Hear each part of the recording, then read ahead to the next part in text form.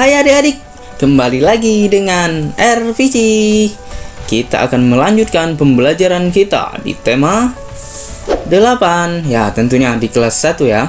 Kita akan melanjutkan di pembelajaran 5. Langsung saja. Oke, baiklah. Lihat ini, ayo berlatih. Mari bermain membuat kalimat. Kita baca terlebih dahulu. Matahari bersinar terang pada musim kemarau. Lani dan teman-teman bermain bersama. Mereka membuat kalimat ajakan dari sebuah kata. Menyebut katanya, lalu menggunakannya dalam sebuah kalimat. Jadi, kata tersebut dibuatnya dalam sebuah kalimat. Kemudian, kita lihat ini contohnya. Buatlah kalimat ajakan dari kata air. Ini saya tahu kalimatnya, kata si ini ya, kawannya ini. Ayo kita bermain air. Jadi kalimat ajakannya adalah ayo kita bermain air. Kemudian ini temannya lagi, kalimatku, mari menjaga sumber air bersih. Nah, itu kalimatnya. Jadi kalimat ajakannya adalah, katanya tadi adalah air. Ini adalah kalimat ajakannya, ayo kita bermain air. Kemudian yang ini, mari menjaga sumber air bersih ya. Itulah contoh kalimat mereka. Senangnya bermain bersama teman. Ajak temanmu bermain bersama. Oke, kita bermain lagi katanya. Kita lihat sini, Lani dan teman-teman bermain lagi. Mereka membuat kalimat ajakan dari sebuah gambar. Kalau tadi dari sebuah kata, sekarang dari sebuah gambar. Tunjukkan gambarnya, lalu buatlah kalimatnya. Kita lihat di sini ada gambar mereka bertiga. Buatlah kalimat ajakan dari gambar ini. Ini adalah contoh kalimatnya. Kalimatku, ayo kita belajar menari, karena dia menari ini ya. Kemudian kalimat si Siti, mari kita menari bersama-sama. Kayak gitu. Oke, sekarang kita buat kalimat contoh. Ya, ini sudah saya buat kalimatnya. Kita contoh. Belajar, ada katanya, kata belajar ya. Kita buat kata belajar. Maka kalimat yang bisa kita buat adalah ayo kita belajar bersama, atau kalimatnya bisa juga mari belajar bersama-sama. Itu kalau katanya belajar ya, katanya. Kemudian kita lanjutkan kembali. Bisakah kamu melakukannya? Membuat kalimat ajakan dari sebuah kata. Membuat kalimat ajakan dari sebuah gambar. Bisa kan? Tentunya. Kalau contoh kata seperti ini. Seperti ini. Contohnya air tadi ini. Contohnya belajar ini.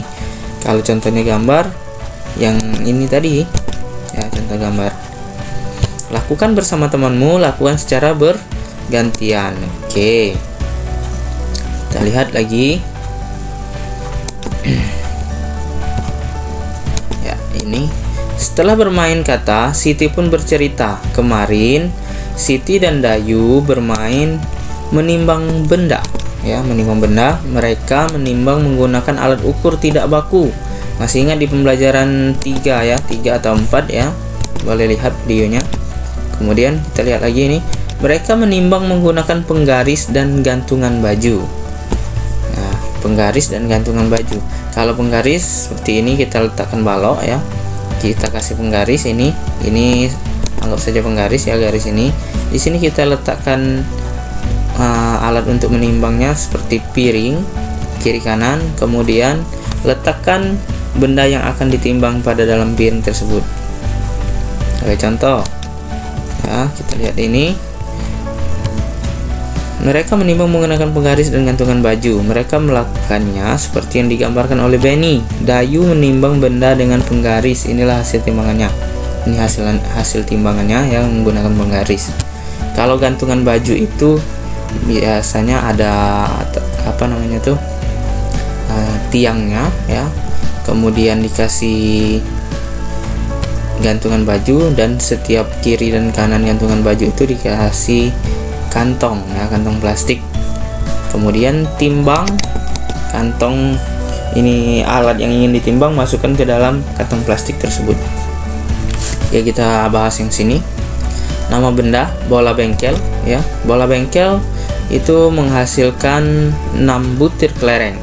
Jadi misalkan sini kita letakkan di dalam piring ya bola bengkel, dan kita letakkan kelereng di sini 6 kelereng, maka dia seimbang ya.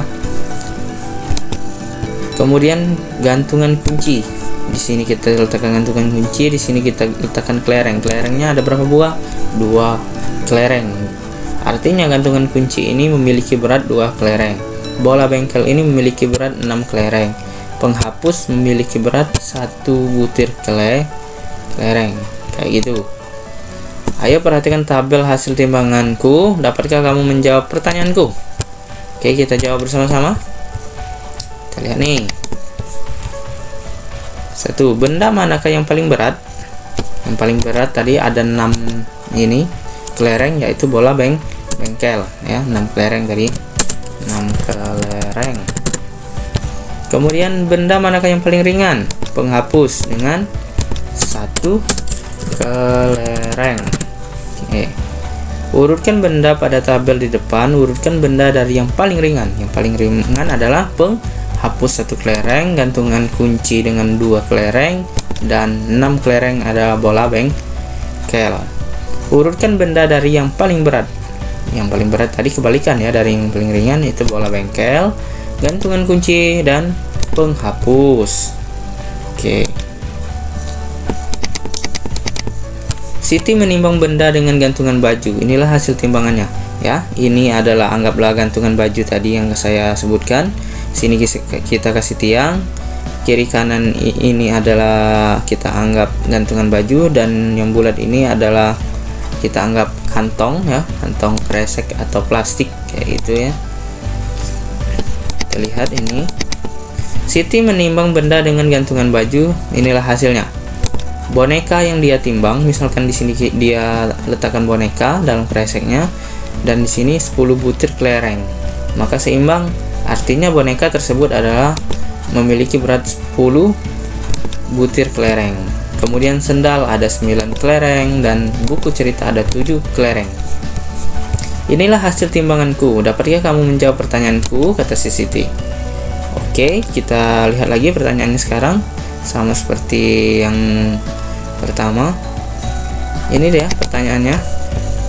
Kemudian jawablah pertanyaan berikut. Benda manakah yang paling berat? Tentunya boneka dengan 10 kelereng ya. Kelereng.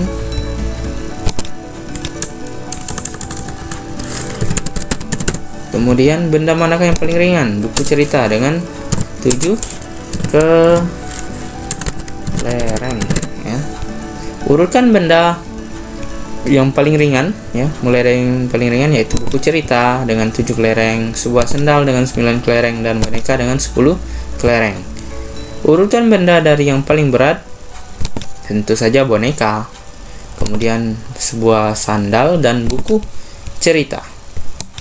Nah, sekarang bandingkan hasil timbangan Siti dan Dayu. Ingat Dayu tadi ya. Dayu tadi menimbang menggunakan penggaris, sedangkan si Siti menggunakan